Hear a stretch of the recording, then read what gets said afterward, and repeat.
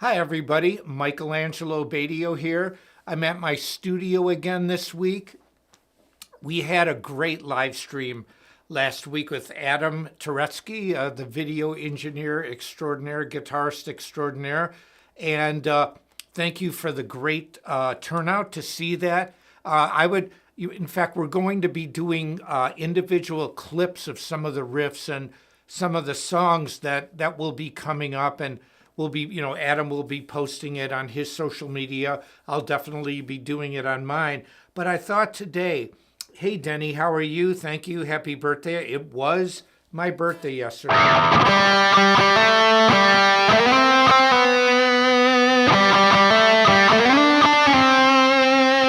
So I could go on and on and on. Somebody asked Roxana, how am I? I'm doing great. Hello from the UK. Hello back from the UK. Thank you. Yeah, I've been releasing a lot of content the last couple of years. It was, believe it or not, 4 years ago that I released my 15th solo album, and that was More Machine Than Man on Rat Pack Records. It came out in June of 2020, right at the height of, the beginning of COVID, when everything was shut down. And since then, I've released at least, I'm going to conservatively say 30 to 40 different songs, maybe 50. We just released a new double guitar video. It's blowing up online, and it's great because it's the Michelangelo Badio Band, and it's based in Los Angeles, and Nils Lawrence, the bass player, gets a great bass sound, really full, which is what you need for that three-piece sound. And he's a great singer. Plus, he's got hair down to here. And the drummer, Joe Fuco, is not only a great drummer, but he's one of the two main owners of Sawtooth, him and then Kevin Osborne, the other main owner. But Joe is a great drummer. Kevin's a great singer. And so they have a big musical background. And it's one of the reasons that Sawtooth is doing so well. So anyway, somebody said, happy birthday again, Michael. Thank you. Thank you very much for the huge outpouring of birthday wishes and greetings that I received yesterday and continuing into today. The internet had my birthday wrong for years. I said this in my birthday post. I'm a Gemini. Okay, I was born on June 12th, yesterday. I'm left-handed. I was born with two types of artistic ability. Art runs in my mom's side of the family. I actually, in my home upstairs, have a framed document from 1923, 101 years ago, from my great-grandfather. Maybe it was it was my great-grandfather that had a lifetime membership to the Art Institute in Chicago. I have the document framed.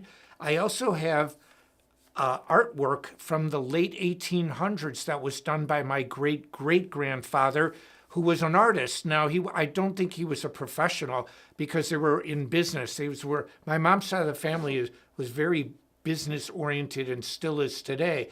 But it was really cool to be born with the ability to draw, which I have, and I love drawing. I was really good at it when I was younger. I kind of put it secondary because I liked music more, and so I was born with these two abilities like a typical Gemini. But here's the great thing: the internet had it wrong forever. They said my birthday was February 23, and I tried to change it, and I couldn't. On some of the pages that said, yeah, well, like if you Google my name and you want to know information about me, it said it's already been documented since it's February 23rd. So here's my thinking. I'm a Gemini. Why not have two birthdays? So it's like Joey can have one birthday, Robert can have the other.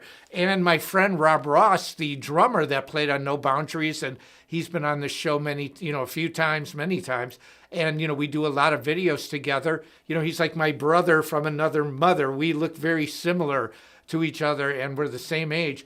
His birthday's on February 23rd, so we used to get a kick out of it. Like in February, I have my first birthday, but I thought, okay, enough. Let's get it out there that I'm really a Gemini, and I am a true Gemini. I mean, sign of the twins to the max. Okay, let's see. Somebody said, so I'm primarily lefty. No, I was born lefty. I am lefty, not even primarily. It's a good way to say it. I understand what you're saying. I learned how to play guitar right-handed because of my father. And here's what my dad said. I was 10 years old. I never had worked a job yet, but when I was 11, I got a paper route. I used to deliver papers on my bicycle. My first check was 60 cents, and I never cashed it. I still have it. That was the first money I ever made working a job. And the paper route was hard. It was difficult. I hated it, but I did it. Anyway, but my dad said, son, you're left-handed, but you would have a great advantage playing guitar right-handed. And, I mean, why do you think I can do all this wild stuff with my left hand? This is my dominant hand. But the translation to what my father said was, son, if you want to play guitar at all, you better play right-handed because there are no left-handed guitars. He didn't say that. That was the unspoken thing. When I was growing up, I never saw left-handed guitars. They didn't exist. Very few instruments on this planet are available right-handed or left-handed. Yes, drums. What else? A violin? No. A flute? No. A clarinet? No. A piano? No. Guitar. Now, there might be a couple others that I'm not thinking of right offhand, but that's it. There are very few instruments where the person that is born left-handed has a choice to play the natural way they're supposed to play. When I held a guitar when I was a little kid, I was really into the look of a guitar. I used to take badminton rackets and draw guitar shapes on like a, not tracing paper, on what do they call that paper where, when you're a kid, you draw, and it's kind of different colors, blues and greens and all that. Anyway, what is it? Construction? Construction paper, that's it. I used to draw guitars and cut them out on construction paper, a front and a back, and I would glue them on the outer rim to badminton rackets, and then I'd draw a headstock and I'd play guitar. But my natural way to play, I had a natural propensity to play lefty. This felt natural. Now it only feels natural because I taught myself to play lefty on the double. But it was very interesting. Let's answer some questions. Okay, somebody asked if I ever had tennis elbow or tendonitis, and the answer is no. And one of the reasons is I was very, very cautious and careful about my technique when I played guitar. I did a lot of things innately. It's like the movie Dune, the original one. It seemed the proper way.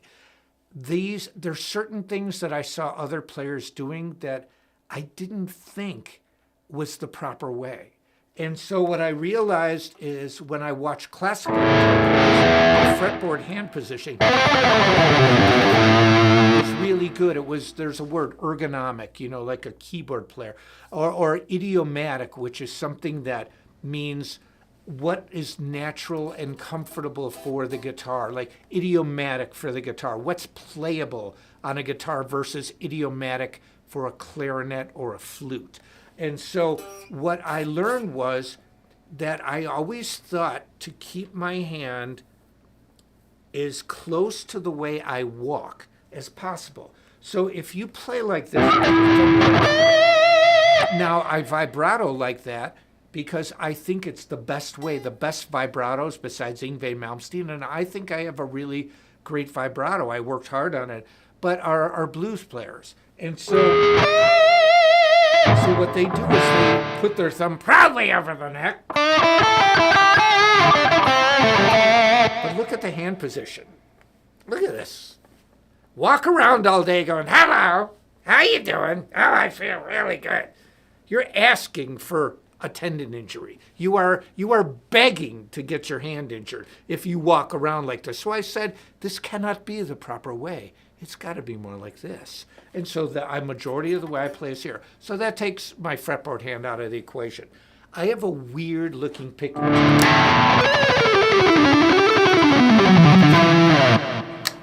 But there's something, and I read about this occasionally online.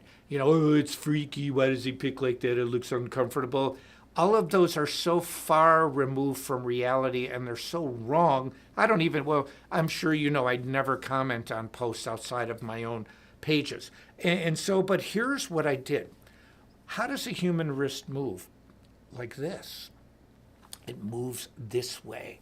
I do not play guitar with my arm. I don't go. Now there's a floating mechanism where you actually don't keep your fingers on the guitar. Even John Lennon played like that. A lot of jazz players, a lot of great guitar players play like that. I could play like that, but it's not my choice. But see, I found that whether you put your hands on the guitar or off, it's really what happens in a small area of your hand. When I play, it moves naturally. And so even though it might look strange, the reason it looks strange, I'm left-handed. And I taught myself. And so, yeah, I took lessons for 3 years, but my guitar teacher actually told me, goes, Mike, you're faster at 13 than I was when I was 24. He goes, I can't teach you anymore. I was shocked. I'm a kid. I didn't know. But from that point on, I was on my own, and I made very detailed studies of guitar players. But here's what I learned about myself through analyzing other people. The way I play is actually super comfortable. Not much moves. It looks strange, but it moves very comfortably. And and to answer your question in my usual 20-minute dissertation, I've never had a problem. And the reason is because everything I do is based on economy of motion. Now, people could say, well, what about this, man? That's my live show. That's a whole different thing. Or my double guitar. Did you realize just the double guitar alone, when I just played the Viper Room May 31st, it was sold out beyond belief. You couldn't move in that place. They couldn't let people in 3 or 4 hours before the show. It was that crowded. It was amazing. I loved it. Our third time there, this was more packed than the other 2 times. But I practiced that with the band every night twice. So you try putting a 7-kilo, roughly 15-pound bowling ball around your neck, walking around your house for 10 minutes 2 times a day. See how you feel. And I've been doing this for over 30 years. And guess what? I started the double guitar and playing 2 guitars at the same time so long ago. It was, there's this, thing about that I didn't invent it, that someone else, I don't even know the person's name, came up with this. And I saw that person, well, first of all, he didn't come up with my guitar because that guitar's a joke. It doesn't even fit together like a real instrument. But second of all, he didn't do it before me. People think that I did it in 1990 or I did it after Steve Vai. It was the opposite. Steve Vai got the idea from me, not the other way around. But the reason I'm saying this is that I've been playing this guitar, using it around my neck for a very real reason. It's the only way holding the guitar that you can access the left-handed and the right-handed side. If you put it around your shoulder like Steve Vai did, I love Steve Vai. I'm not criticizing it. I'm just telling you about the double. This is the way it goes. How the heck are you supposed to play left-handed? Look where your arm is. How the heck are you supposed to have a neck out like this and play it? Answer, you can't. And so I knew this going in when I invented the double. So I got the idea from saxophone players. They put the strap around their neck. So I take a normal guitar strap, just drill one hole as close to the center of the 2 guitars as possible.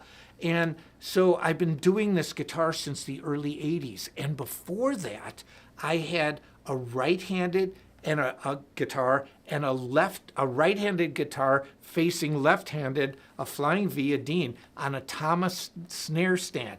And I clamped it to the stand and had it out like this. And that was the first time I ever played it. And then I got I had a double guitar made.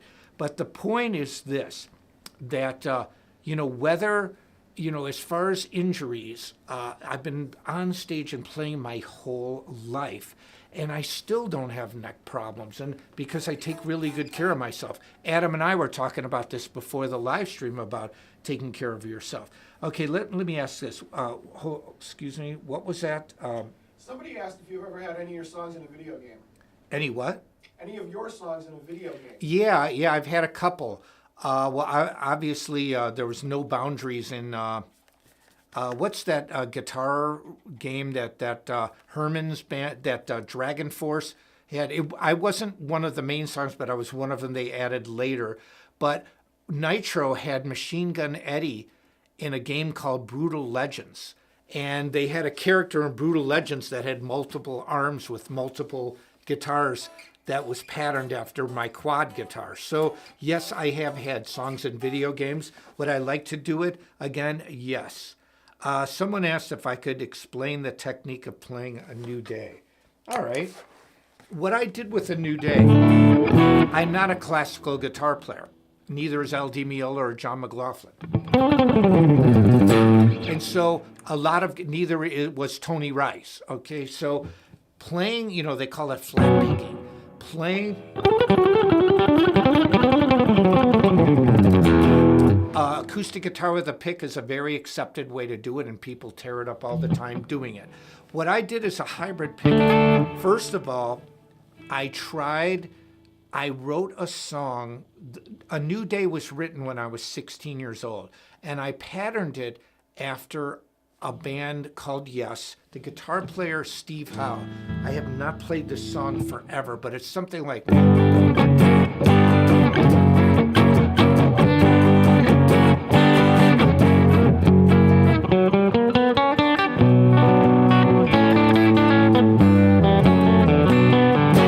something like that. So I love the classical sound, and I figured it out. And I figured out the class, like I used to love. That's the like.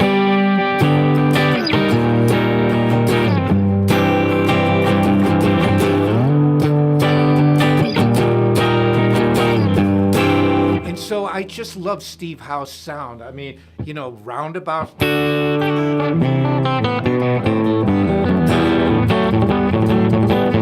All that classical stuff was great. And then my friend Mark McNally, one of my all-time best friends, that we co-wrote the song Eight Pillars, he wrote this classical piece, and I asked him about it, and he doesn't remember it, but I remember that he wrote it. And then I wanted to do a classical piece around it. So what I did is hybrid picking, where I used a pick and my fingers. And this was the first motive and riff that I came up. And I always love that. Like, it just reminded of, you're in box time, and you're sitting, you're standing in front of the courts, and you've got the wild looking hair, and you're all just sort of...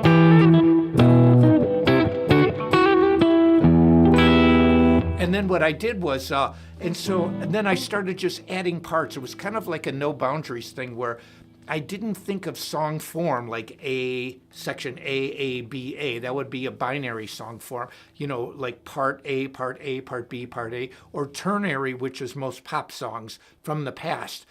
Verse, chorus, verse A, B, A, and then C would be the bridge. And so, and they kept it under 3 minutes. Pretty amazing. A lot of pop songs now don't follow that format. They don't really have what's technically a bridge. In fact, Sting, that played with the Police, talked about this. Like when you hear like Every Breath You Take, like, oh, can't you see you belong to me? That's the bridge. And he was talking about that. A lot of modern songs don't have these middle eights, as the British would call them, and the bridges. But that would be a ternary song form, a three-part song form. I didn't think anything like that. I just wrote parts and connected them together. So I had this. And then I went. And so I just use my flipping off finger and this. So it's...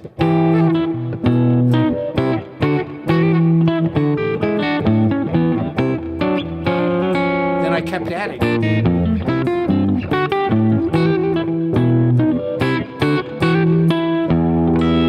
And then I went.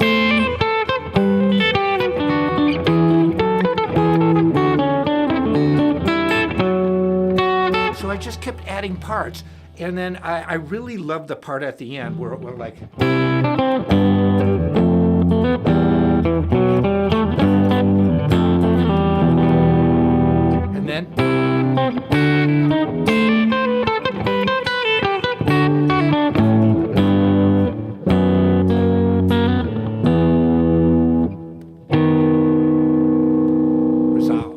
Picardy third. That's what Roundabout did. The song, it was a Baroque idea where you had a minor song and then you ended on a major chord. And so I used the Picardy third idea, but I really loved the way the harmonies went to a new day. And I wrote it when I was 16, and I just never recorded it up until I did it on an not instructional, but I did a DVD. In fact, it was right here in my studio called Performance. And I had the Marshall stacks behind me.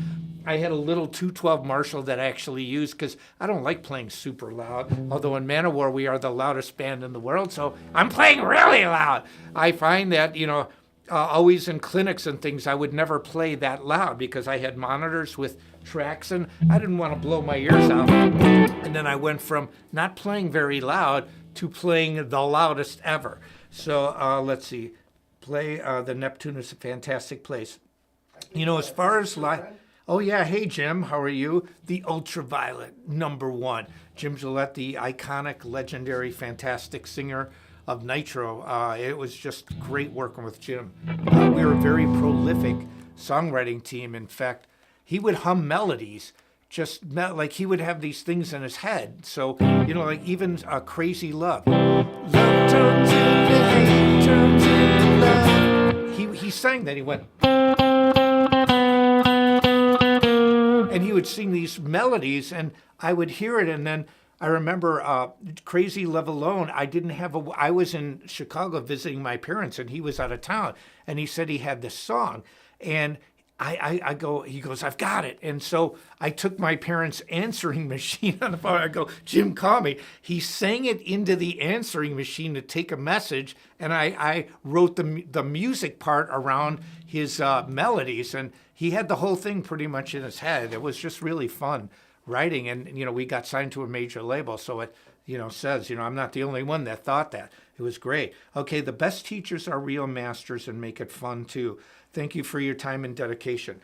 Well, in many ways I agree with that, but unfortunately sometimes there are teachers that aren't masters and they're really opinionated.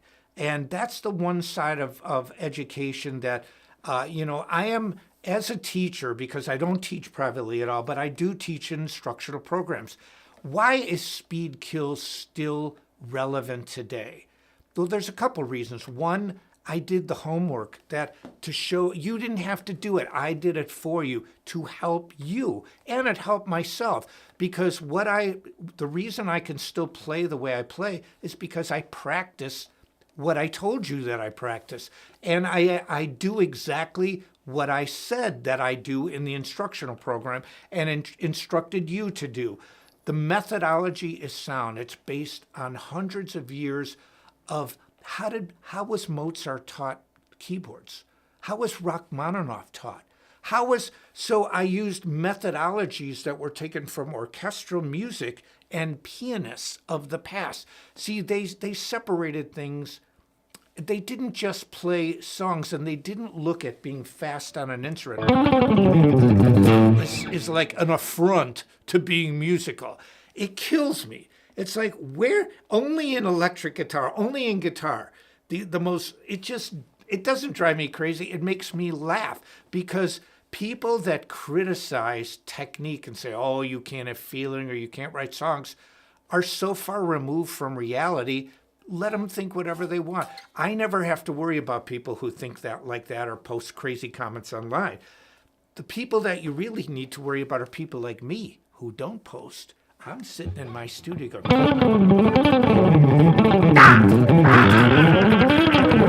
I'm practicing. I'm shutting up and playing.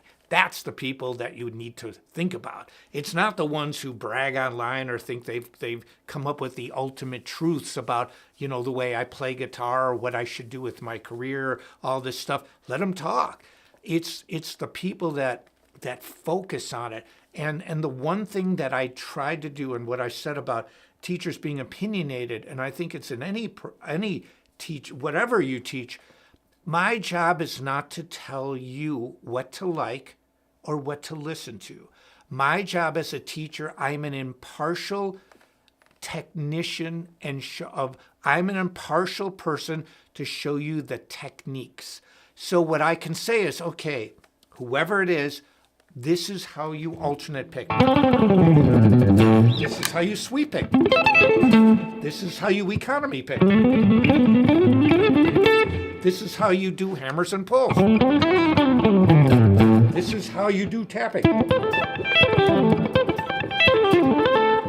I'm not telling you who to like. I'm saying these are the techniques. This is how to bend. These are the scales.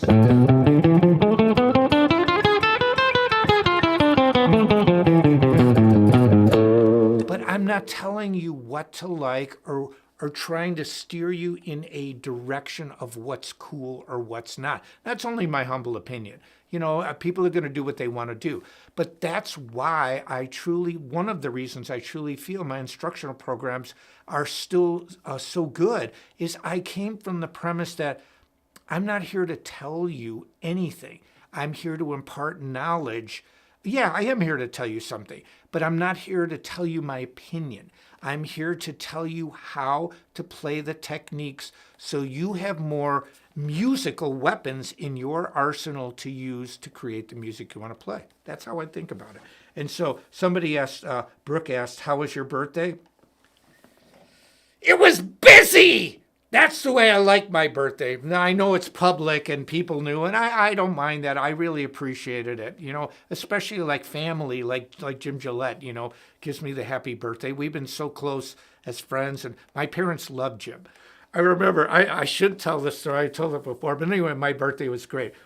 I was really worried when Nitro came to Chicago before OFR was released, before our first album. Because Jim used to like to say the F word on stage. And I'm saying, like, you know, dude, my parents are out. You can't swear. You got to be cool. So it's like, yeah. Now he tells it better because, you know, from his side, because he was the one doing it. Well, he didn't listen to me at all. So, you know, he said what he was going to say. And he's like, yeah. But he did what he was going to do anyway. He's Jim Gillette, and that was it.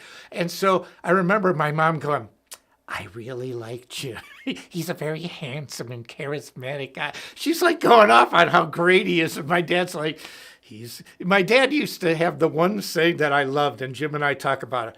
My dad said, you know how you make it big, son? You whip them little bastards into a frenzy. And so my dad told me, he goes, Jim whipped them little bastards into a frenzy. And I'm like, and I remember after the show going, Jim, just do what you want, you know. And it was great because he was himself and always, you know, 100% of the time, 24 hours a day. But it was great, you know, and my birthday was great like that to see, you know, that, you know, I've done my best to help people, and I cannot say it's not self-serving. The things that I tell you about guitar, I do myself, and it's helped me be a better guitarist. And one of the ways that it's helped me be better is I had students asking me questions that I had two ways to go with it. If I didn't know the answer, I could lie about it. Or, well, three ways. Or if I knew the answer, give the best honest explanation I could. Or if I didn't know the answer, find out the correct answer and still give the most honest answer and try to steer the student in the right direction. I picked that one. If I knew it, I would say it. If I didn't know it, I would find out. But it made me such a better guitarist by answering questions that people had, that why I can do this or how do you do this. So somebody wrote, is it true that you are left-handed? It is true. I was born lefty. Let's see. I have a question. The black will be updated to the new Sawtooth pickups. Yes, Santiago, yes, they will. We're using, this is actually, what I'm playing here is the prototype from 2020 of the first set of signature guitars. So this one, you know, if you look, I'll give you an example. You can see this bridge piece here on the third string. It's pulled way back. And the reason is on the first sample, the bridge was not put in the exact right spot. It was a few, like 1/16 of an inch off one way or the other. I don't really know. I'm not a luthier. So in order to intonate this properly, it's like on the edge. But this is a prototype. It's not the production model. We realized it, but I like this guitar. To me, there's value in these prototypes, and it sounds amazing. And so I had it tricked out, and we have the best parts put on it. But yeah, this is the prototype. The Sawtooth guitars have advanced so much in the last 4 years. I said this in a live stream in Los Angeles when I was just at Sawtooth headquarters. We really aren't that concerned what other companies do. We just do what we do because we can manufacture pretty much better than anybody. And because when we do it many times with companies, the prototypes are better than the production models, because the company that you are paying to make these guitars wants to give you the best they can, so you place the biggest order. And I've seen this happen over and over with companies. They get this prototyping that's just incredible, and then the production model has got the bridge put on the wrong place. It's bass-ackwards. It's not like that with Sawtooth. We get these models in, and when they're exactly the way we want, then we do the production model, and that is equal, if not better, than the demos and prototypes that we get. The new Sawtooth pickups sound awesome. And so the new guitars are coming in really soon. They are all with the updated pickups and a lot of other features that are really great. Someone asked, when is the new Manowar album coming out? Well, there's actually 2 albums. There's one where we redid Sign of the Hammer, and that will be coming out first. And then the new one with all new music, we're probably 3/4 of the way done with that, maybe more. That'll be coming out after. It is up to Manowar, their promotion camp when it comes out. I don't really know exactly, but that's why we're going on tour later this year and early next year. We've got a lot of shows booked to support those records, so it's going to be pretty cool. When will I release a new CD? I've released 15 solo albums. I've done dozens and dozens. I said this earlier in the live stream. I probably released somewhere between 30 and 50 songs since my 15th solo album came out 4 years ago this month. I'm not really hurting for new material, and I wrote 15 albums worth of instrumental guitar. I'm really loving the fact that I'm doing vocal music now, and like I used to do, one-man shows with tracks. Well, now there are 0 tracks. And so in the Michelangelo Badio group, it's a 3-piece live. There's no click track. When I play the double solo or No Boundaries, there's absolutely nothing behind me except the bass guitar and the drums. There's no rhythm guitars, and many instrumental guitar players play with these really thick background tracks, which I did forever. I was probably one of the pioneers of it. I'm completely out of that zone right now, so I get to do that. And with Manowar, there are no pre-recorded guitar tracks or bass tracks. That's insanity. People would know. And so, it's real. And when Eric sings, it's real. And I love doing that. So it's great. Have I ever played on a Yamaha electric guitar? Why would someone ask that when this is a Sawtooth promotion?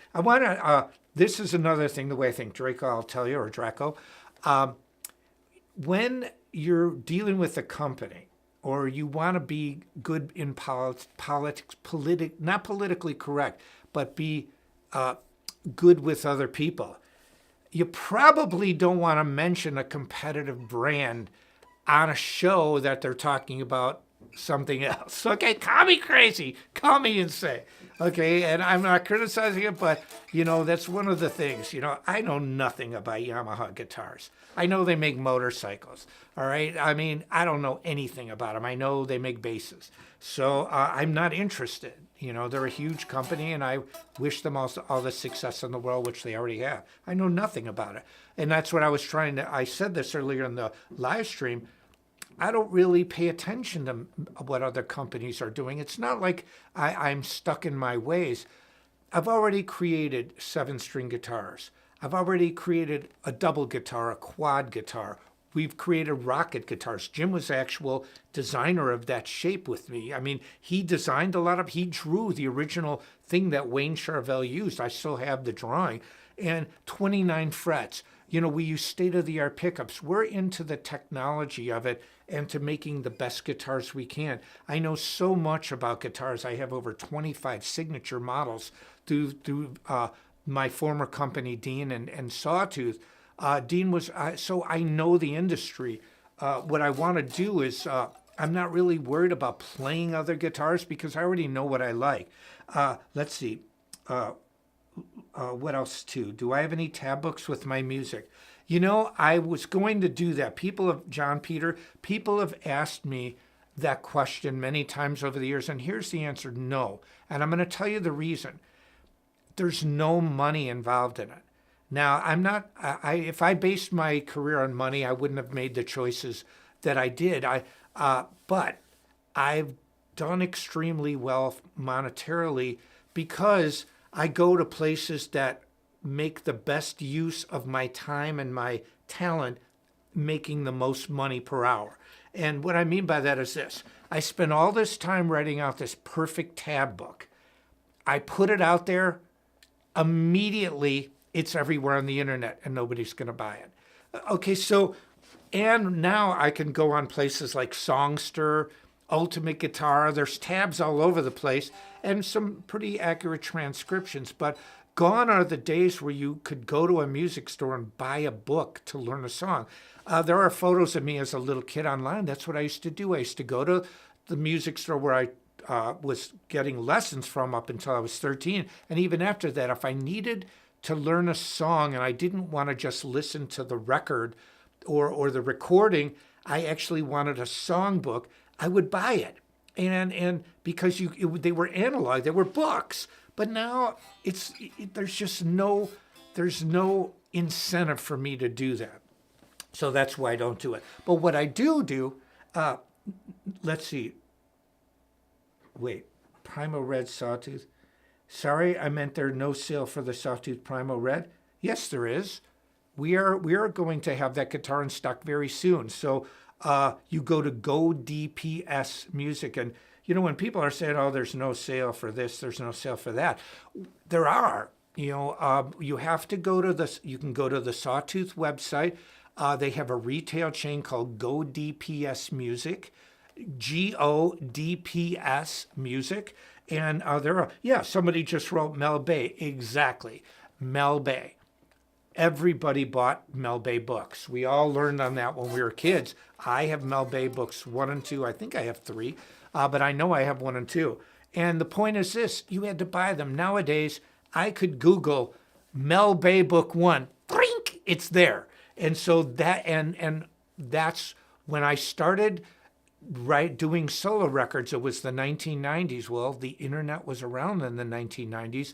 Angelo.com, which I don't own anymore, I sold it, that URL, went online in either 95 or 96. I was one of the first music companies to go online. A website address looked like ancient Egyptian hieroglyphics to me. I didn't know.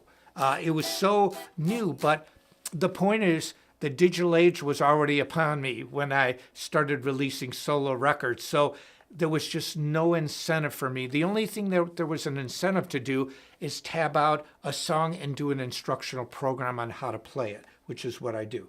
Let's see. Okay, here's what we'll do.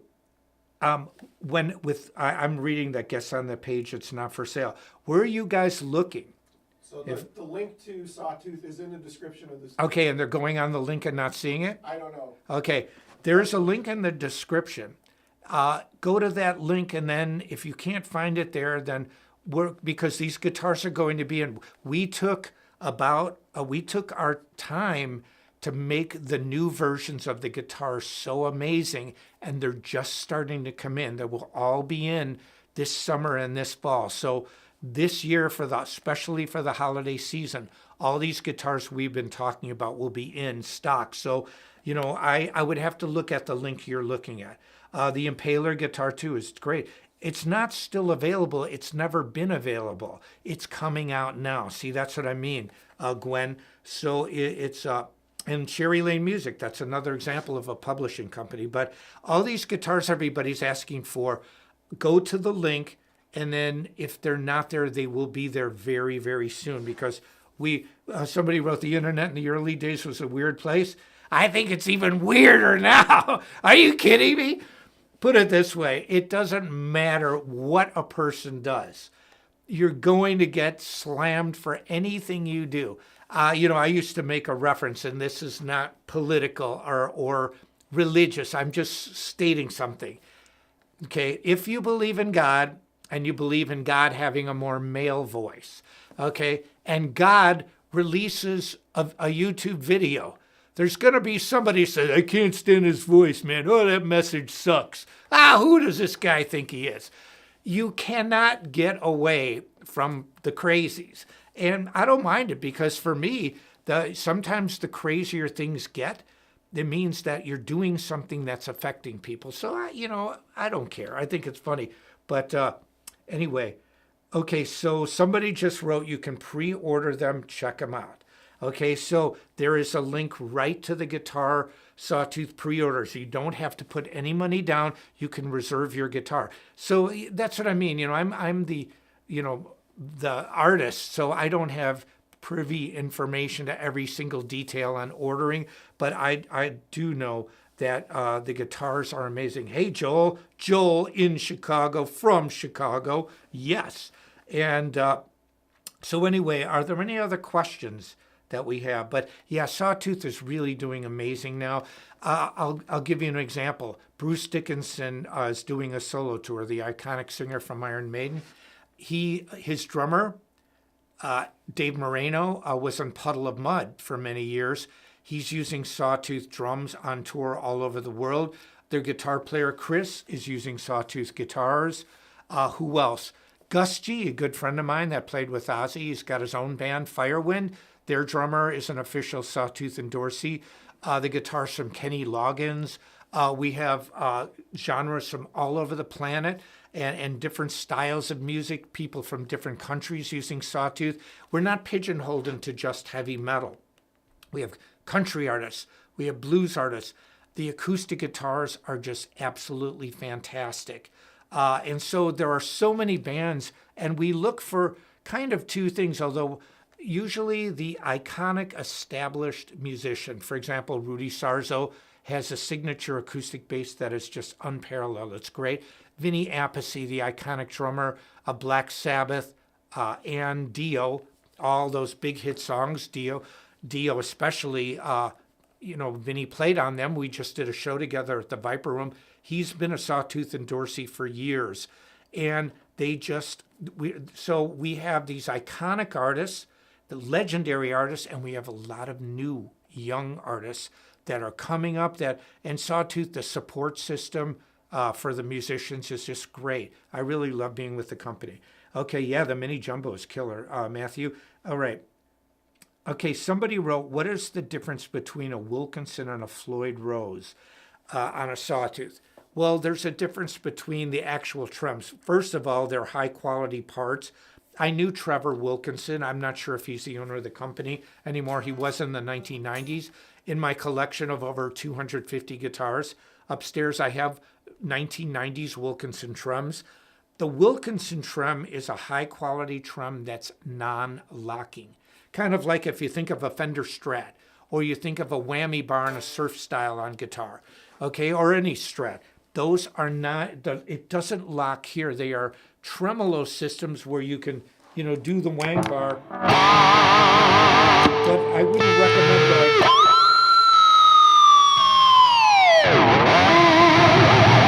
that's a Floyd Rose.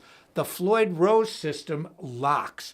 And I love Floyd Roses because of all the crazy stuff.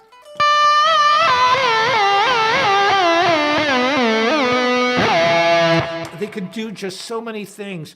And unless you break a string, and even like Herman Lee's got a Floyd that if a string gets broken, it'll still stay in tune. I don't have that, and I actually don't want that because I change strings before every show, and knock on wood, I very rarely break a string live. I mean, I can't remember the last time. It's only when the strings are old. But the Floyd Rose is a locking tremolo system. The Wilkinson is a non-locking. The Wilkinson is more for tradition.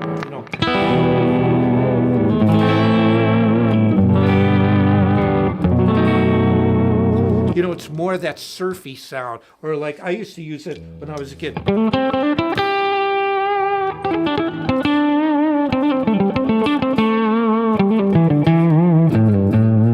I didn't really vibrato with my fingers when I was a kid up until the time I was about 15 or 16. When I was like 10, 11, 12, I had I upgraded to a Vox guitar. Then I got a Fender Mustang. And I used the vibrato bar on the Mustang a lot because I had a fuzz box. And I used to use the Wang bar as a vibrato bar, which is exactly what it is. It is a vibrato bar. It vibratos the notes. So a Wilkinson doesn't lock. A Floyd Rose does. My preference is Floyd Rose because I do some extreme things on guitar.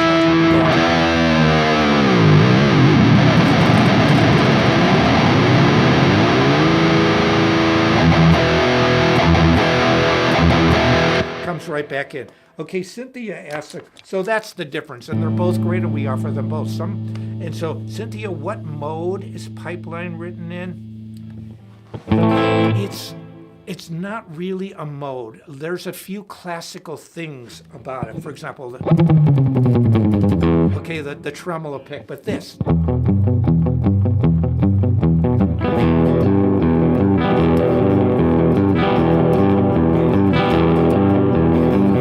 And then when it goes, then.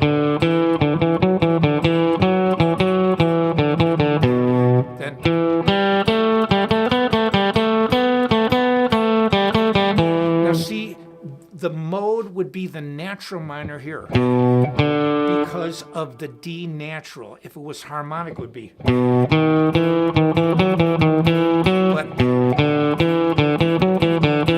so it is natural minor, but then it goes to harmonic where it goes.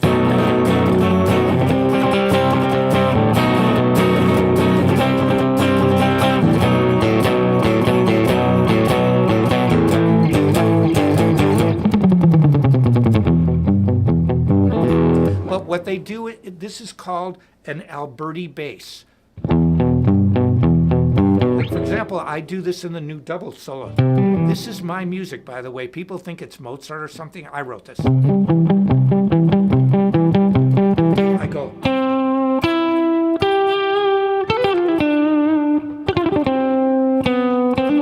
And I go.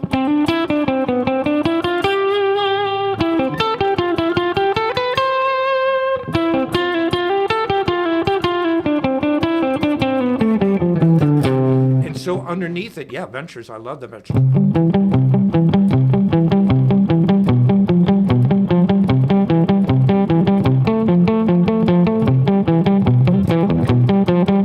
Sorry, I was thinking of something else. Now, Mozart's Little Sonatina in C uses an Alberti bass. Pipeline does the same thing too. That would be an Alberti bass with a minor chord. So Cynthia, what it does is it changes from a mode to a scale, from the natural minor, E natural minor scale to the E harmonic minor, and then it uses an Alberti bass, which is a classical technique, like a piano. I mean, it's really easy to go.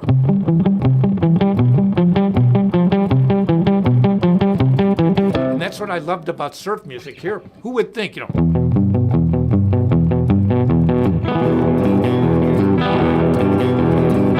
Oh, Denny said, Adam, those are killer tracks. Yeah, I thought Adam did a great job. He's a ripping guitar player. Let's see. Thank you, Denny. More Pachelbel than Mozart. Yeah, Pachelbel, like Pachelbel's Canon. The Ventures are great. Matthew wrote that. I'm a huge Ventures fan. And I have, in this area of my studio, there's like 1, 2, 3, 4. There's 5 rooms down here. And in one room, over there, it's like a storage area for the vinyl. I like that word vinyl. We used to never call albums vinyl. Albums were albums or records, but now everybody refers to them as vinyl, which is cool. But anyway, I've got a lot of Venture stuff, and I used to love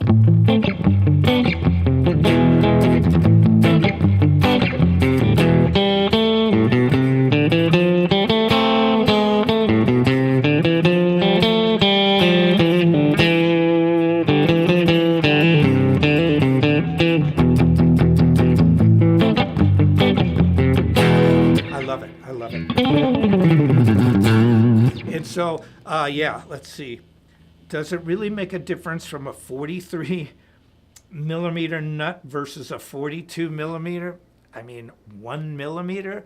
I imagine if it makes a difference if your nut is 43 millimeters, but you use a 42. I think to answer that question, it would be better to go online or ask a guitar luthier. I do not know the answer to that one. Let's see. Have you tried the meow pedal? No, I haven't. Let's see. Yep, that'll be playing in my car tonight. Yeah, I love it. The Ventures are great. Even Wipeout. Like. And then the first song I ever played, I just found this. This is so wild. Being that it was my birthday yesterday, I was trying to find a photo that I know I've got. I just couldn't find it out of all the family photos of me as a little kid with a guitar. Cake.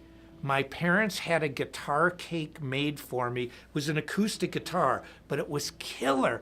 And I have pictures of me like looking at this guitar, and it was really cool. And I was trying to find that photo to post, and I couldn't, so I posted what I posted. And then, but I did find something that's cool. It was me. It was the recital when I was 10 years old, which was at Carnes Music. Carnes Music was the name of the music store that I took guitar lessons at. Carnes, K-A-R-N-E-S, Music. It's not around anymore, but that's where I took lessons at from 10 to 13 years old. And the recital, I was one of the last people. In fact, there was like 20-something people. I was like 17th or 18th. And it was really wild because I played Secret Agent Man at 10 years old. And I remember my dad and mom, I remember I wasn't even that nervous. I had a Fender Mustang, a red one, which I reacquired.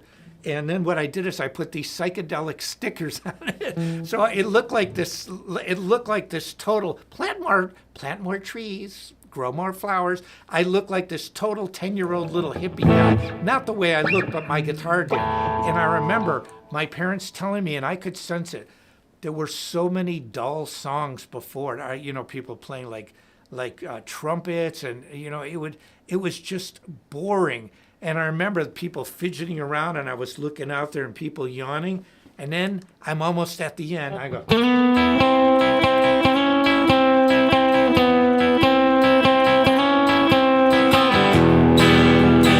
And my guitar teacher played the rhythm. He went. And I went.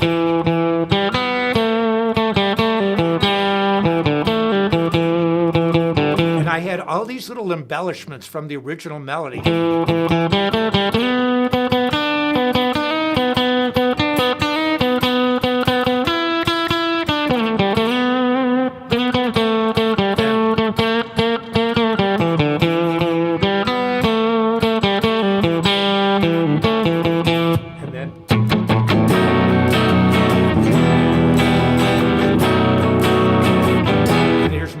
My favorite part.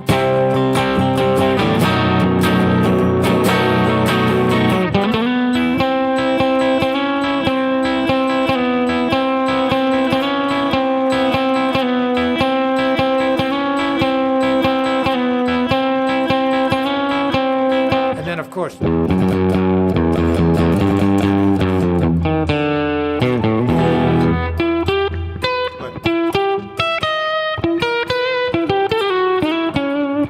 time on that one. And so anyway, but the point was, I remember my dad going, "You woke the place up." He was like, because I was out there, I'm sitting down. I don't, just this little kid, I was 10, but it was really fun doing it. And then I realized, but I loved surf music when I was a kid. In fact, I was listening to some, I'm actually writing a surf song now. So what I'll probably do in between all the recordings that I'm doing, and because I've got a big tour coming up with Manowar. Manowar is the main band. I mean, they're iconic, 30 million albums sold, and Joey's a genius, and he's a brilliant songwriter. When you hear the new material, you're gonna freak out. It is really amazing. It's fantastic. And we did a new school and old school. New school with the latest technology. The Manowar studios, there's several of them. They are so incredibly high-tech and beautiful and awesome. I can't even describe it, and I don't take photos. That's up to Manowar to do that. But we recorded it live in the studio. Joey and I actually played together. It's not, he's not kidding, real men, real metal. This is not a joke. This is the real concept, and we play for real. And that's what I love about what I'm doing now, because it's not just based on creating videos or creating content. This is in your face live, and I love it.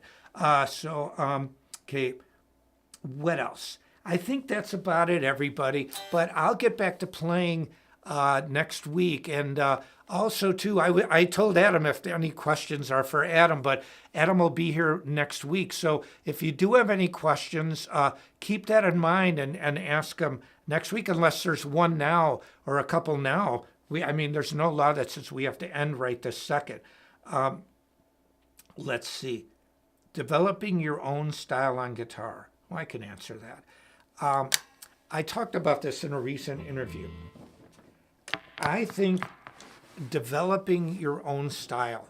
See, again, the way I taught guitar was I tried to be the most unbiased teacher that I could. This isn't politics. It's not religion. My dad used to tell me, he goes, son, just remember, you didn't cure cancer. You're not a rocket scientist. And he didn't mean that in a derogatory way. What he meant was like, you're an entertainer there to entertain people. And remember that. Do the best job that you can to entertain and be the best musician and artist, but you don't need to delve into all these other areas. They're not your area of expertise, so why even go there? And I agree with that, and I've stuck with that my entire career, and it won't change anytime soon. So how to develop your own style? I learned the techniques as a technique. I separated exercises to writing songs. But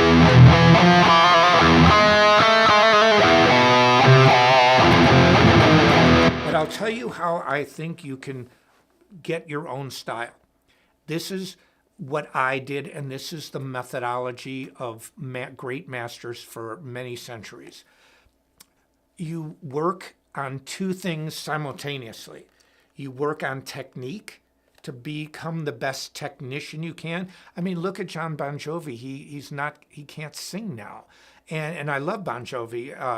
It's not, I didn't learn a million of their riffs or songs or anything, but how do you not respect somebody who's that famous and has, touched that many people? But what happens is that, I'm not saying it's his fault or anything, because he's a trained singer, but what you don't use, you lose.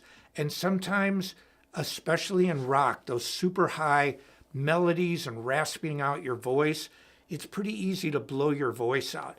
And singers have the hardest time because you're using physical muscles.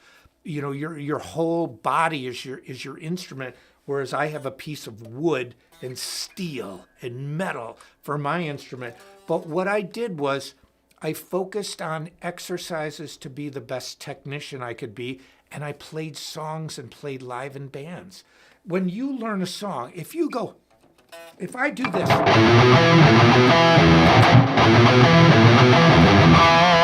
and I play that riff, and I'm playing live, and everybody in the audience is like, da-da-da-da-da. Or you start an Aerosmith song, you start an AC/DC song, or even Linkin Park. In the end, it doesn't even matter. The people connect to it, and they're like, yeah, Yeah. Or like, how about September? Body, say, do you remember? When that song came out, I was going to college and I used to say, Beatty, oh, say, do you remember? Although it didn't rhyme with Dancing in September. Well, it did, that part. But like, body, I used to say, they're probably meant to say Beatty, just goofing around. But you hear that song, do you remember? Dun, dun, dun, do, do, do, do. It's just got an infectious thing to it. And so what I highly recommend is learn other people's music. And then if you play it for somebody and they're like, man, that's a great song, then you get the feeling of what it's like to connect with an audience with music that they just like. You know, I mean, you're dealing with a lot of people who aren't musicians. They just know what they like. Everybody knows.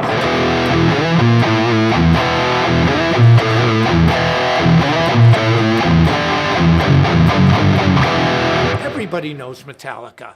I mean, throughout the whole world, you know, I would say, you know, billions of people know Metallica, and I don't think I'm wrong about that. You write a riff like that, people are going to go, heck yes.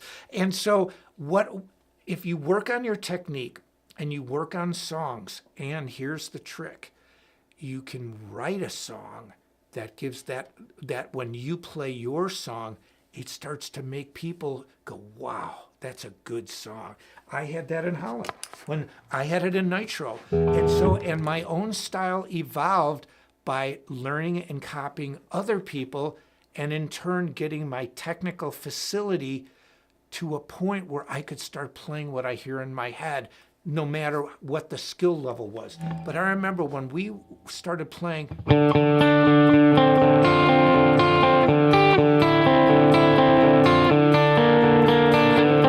and it went,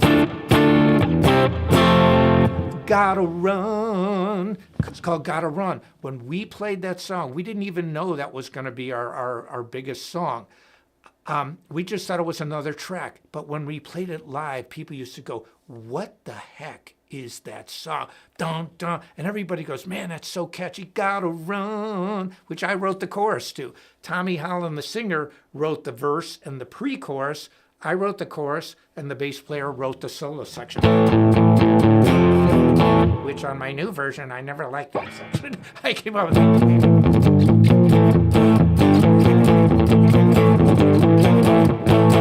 To me, it was very static to do a solo over. I liked it, don't get me wrong, but it was, I thought there should be kind of some more movement on the lawn, but it worked. And so the point was, it enabled me to start to understand what people liked and to start doing things that were more me when we started writing our own music, because I had the feeling of what it felt like to connect with people on a song level. And so, because I'm not going to mention the person's name. I know a person who's never played covers in their life. And he's a real good guitar player, known guitar player. Not super well known, but it's never been in that big band. But there's no songs that have been written by this person that really stand out. They don't have, like for me, a No Boundaries or a Steve Vai song or a Joe Satriani song or Eric Johnson. And I truly believe it's because he never experienced what it was like to play a song so powerful that it made people get up. When we used to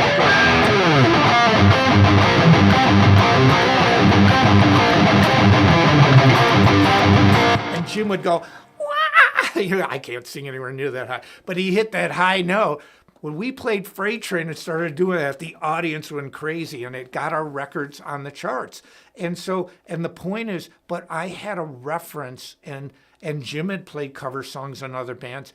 But if you work on your own technique, and I know I'm going off on a long thing because that's what I do, but if you work on exercises and technique and get your playing to where it gets better and better technically, and you work on music simultaneously, songs that you like, and you get a feel like you go, man, that's just a great song. Like, for example, I just love the sound of this.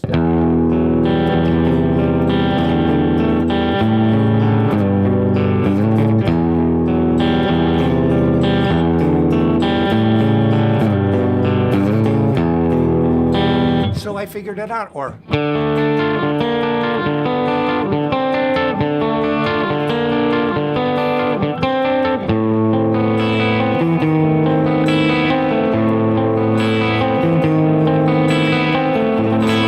so you learn technique, you learn songs, and you try. Sooner, musical people will find a way to make music. You will find that your own style, whatever that is, however direction it goes, is going to start to come out. So anyway, that's about it. Is there anything else? Denny, thank you. Yeah, Adam did really great on the tracks. We got great response from the live stream last week, and we'll do it again. You know, not every live stream can be talking, but I do like to talk, and hopefully, you know, if you listen back, there's so many live streams. There's a lot of information I put on these live streams over the years, and they're all available on my YouTube page. You can reference a lot of them. And in fact, one of the jobs that I want to start working on is to take snippets of these live streams, whether they're funny things, whether it's information, maybe a riff, and start putting them into little snippets and like condensed versions of maybe 1 to 5 minutes, or maybe a little longer, maybe less, but 30 seconds. But just things that because there's so many funny things and so many cool things that, you know, there's the magical parts. That's what I'm saying over the years. So anyway, that's about it. Let's see, can you play a little of The Gods Made Heavy Metal? No, the end of the live stream, but maybe that's when I'll play in the near future. Can just say this, that I really appreciate all your support. I really appreciate all the great birthday wishes. The fact that we've been doing this live stream now, it's going on, it's a few years now. And I just love doing them, love talking to you. And I hope, what I do in the instructional programs and just life in general, that it helps. I'm Michelangelo Badio, Joey, Robert, Adam, see ya.